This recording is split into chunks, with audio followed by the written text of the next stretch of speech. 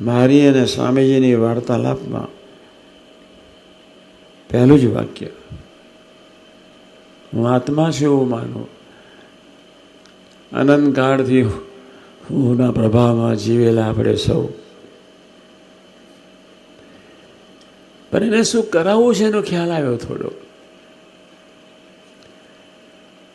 એટલે બીજો નિયમ તમારે એ લેવાનો છે, 2 ટાઈમ, સવારે પૂજા વખતે, રાત્રે સૂતી વખતે. પ્રથમ 16માં આવી જાય છે, છતાં પણ હું ભૂલકો જ છું. ભૂલકો એટલે પ્રભુનું બાળક. પ્રભુનું બાળક કેવું મીઠું, મધુરું, નિર્દોષ, પવિત્ર કેવું હોય, સુંદર હોય. પ્રભુના બાળકની સુંદરતાનું વર્ણન ન કરી શકાય, એની નિર્દોષતાની વર્ણન ન કરી શકાય, એની પવિત્રતાની વર્ણન ન કરી શકાય. હું ભૂલકું છું, હું અક્ષર બ્રહ્મ છું. દિવસ દરમિયાન ગમે ત્યારે ફ્રી બેઠા અને બગાહા ખાતા હોય, ખેતરમાં કે ખુરશી ઉપર, ઘરમાં કે સભામાં, આટલું ધ્યાન રાખજો, હું અક્ષર બ્રહ્મ છું.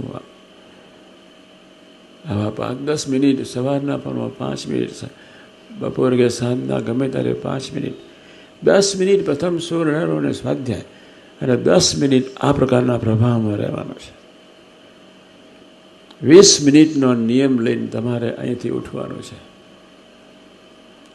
કેટલી વાતો સાંભળો છો. દશેરાના દિવસે ગુરુ ગુરુનાથની જ્યારે વાત કરું ત્યારે તમે એ વિચારમાં પડી જાઓ. તમે વાત બહુ મીઠી લાગે, અમારા સંતો જે સમજે એ તો એવી મીઠી લાગે, એવી મીઠી લાગે. પછી મેં જોયું કે મેં બહુ વાતો કરી. અને હવે 2 વાત પકડાવી છે. આવતી સાલ જ્યારે ફરી આપણે ભેગા થઈએ, અમૃત શિબિર એટલે રાખી લીધી કે બધાના દર્શન થઈ જાય.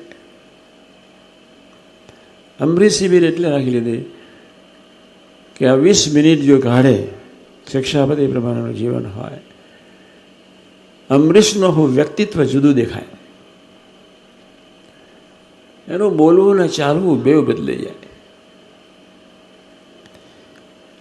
આજે તમે એમ નહીં કહી શકવાના કે જીભથી હું ફાંકા નથી મારતો, આ જીભથી હું ડાપણભરી વાતો નથી કરતો, આ જીભથી મારી જાતનું પ્રદર્શન નથી કરતો, આ જીભથી હું આટામાં નથી આવતો, કંઈક આત્મશલાઘામાં પડી નથી જતો.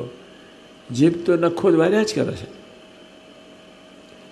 પણ જાગજો, તમારી સંતોની, સહિષ્ણુની, બધાની વાણી બદલાવી જોઈએ. વિવેકી, મીઠાશવાળી, વિનમ્ર, ભક્તિપ્રધાન, પવિત્ર. 5 ગુણ એકબીજાથી ચડતા છે.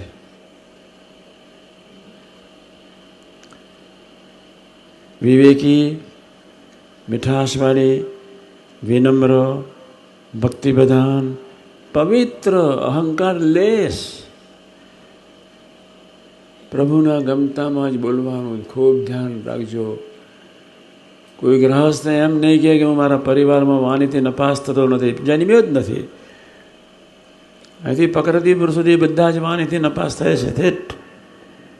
33 કોટી દેવતાઓ સાથે બધા જ વાણીથી નપાસ થાય છે.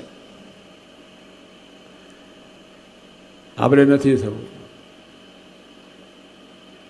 આપણા બાપાએ જિંદગીભર નપાસ થયા નથી.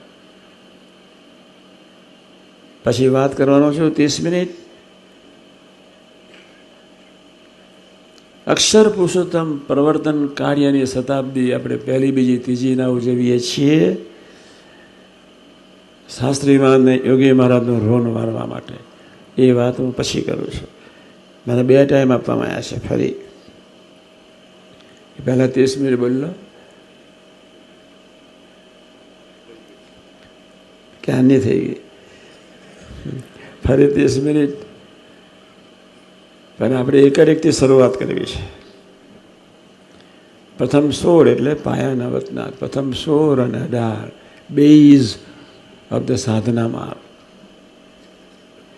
આજના શુભ મંગળકારી દિવસે ફરજિયાત કરવાનો છે. ટાઈમ કાઢજો. બહુ કામ ખેતરમાં કરીને આવ્યા હોય, કદાચ સંજોગોના અધીન કોઈ વિપરીત પરિસ્થિતિમાં કોઈ ચિંતામાં બેઠા હો તો બી ટાઈમ કાઢવાનો છે. અહીંયા હું વાત કરવાનો છું કેમ પ્રથમ 16 અને 18 પ્રમાણે કેમ સ્વાધ્યાય ભજન કરવો, એની કેસેટ બી તમને મળી જશે. પણ મસ્ટ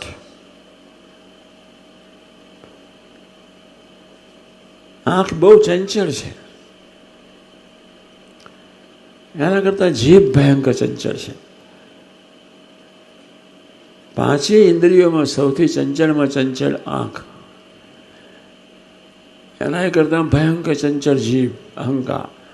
વાણીથી શું ફેંકી નાખો બોમ્બ ખબર પડે જ નહીં. કદાચ કોઈ મંદિરમાં આવીને તમારા જેવો કોઈ ડાપણવાળો બુદ્ધિશાળી સમજો સાત્વિક મંદિરમાં આવીને સારી સારી વાતો કરી જાઓ.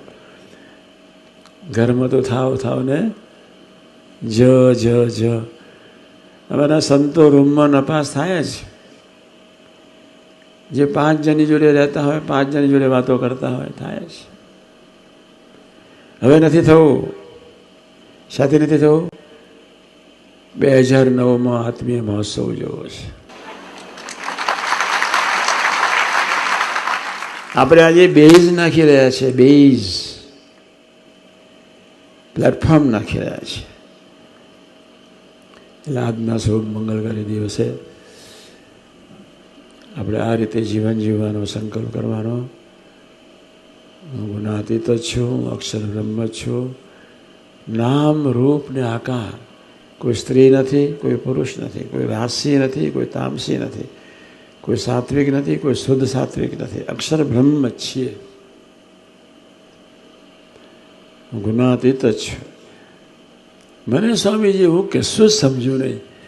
અને પહેલું જ વિચરણ ને પહેલી જ લીટી અને પહેલી જ ગોષ્ઠી ને પહેલું જ વાક્ય બોલ્યા, આપણે એવું માનું હું આત્મા છું.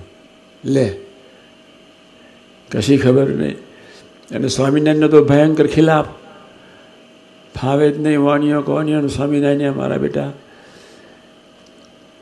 બહુ ફેંકી દેતા અમે. એ બાપાએ પહેલો જ નિયમ આપ્યો, પહેલું જ સૂત્ર. એ નાર ગામ, એ ગામમાં હું ક્યાં બેઠો છું એ ખબર છે.